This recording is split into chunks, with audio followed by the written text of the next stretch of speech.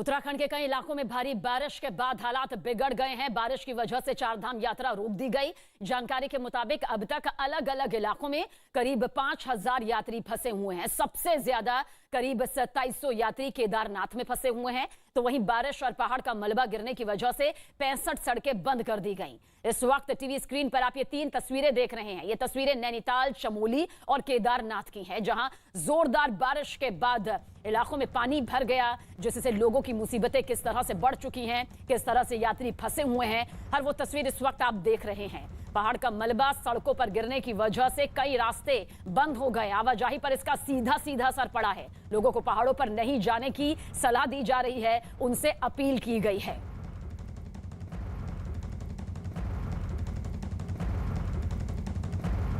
और प्रधानमंत्री नरेंद्र मोदी ने बातचीत यहां पर उत्तराखंड के सीएम से की है। जानकारी आप तक पहुंचा दें, पहले भी उत्तराखंड के सीएम के जरिए अपील की गई थी कि 1-2 दिन अभी फिलहाल अपनी यात्रा पर रोक लगा दी जाए, क्योंकि जिस तरह से मौसम विभाग ने कहा कि आने वाले कुछ दिन जो हैं वो मौसम के लिहाज से ठीक नहीं है, भारी बारिश की चेतावनी जो है, ऐसे में कहा जा सकता है कि ये बातचीत यहां पर बेहद खास मानी जाती है, क्योंकि ताकि किसी भी यात्री की जान पर ना बनाए, ताकि कोई भी यात्री अपनी जिंदगी खतरे में ना डाले। इसके चलते यहाँ पर तैयारियां तो होती ही होती हैं, लेकिन बहुत जरूरी हो जाता है ऐसे में ये जो तमाम तस्वीरें सामने आ रही है आप तक पहुंचना, ताकि आप भी अपने हिसाब से फैसला ले सके। फिलहाल प्रधानमंत्री नरेंद्र मोदी ने उत्तराखंड के सीएम पुष्कर धामी से यहाँ पर बातचीत की है। उत्तराखंड में भारी बारिश जिस तरह से यहाँ पर अपना कहर बरपाती नजर आ रही है और आने वाले दिनों में फिलहाल राहत भी नहीं है, ऐसे में ये बातचीत यहाँ पर की गई है।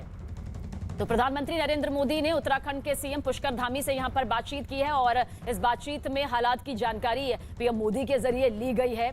भारी बारिश पर यहां पर चिंता भी सामने आ रही है। न्यूज़ 18 के जनक दवे की यह खबर हम आप तक पहुंचा रहे हैं। तो उत्तराखंड के हालात पर देखिए नजर बनी हुई है, क्योंकि चारधाम यात्रा यहां पर जिस तरह से लगातार जारी है, ऐसे में थोड़ा ब्रेक इस पर लगता हुआ भी नजर आ रहा है। जनक दवे हमारे सहयोगी ज्यादा जानकारी के लिए। जनक, क्या कुछ बातचीत यहाँ पर रही होगी, किस तरह से?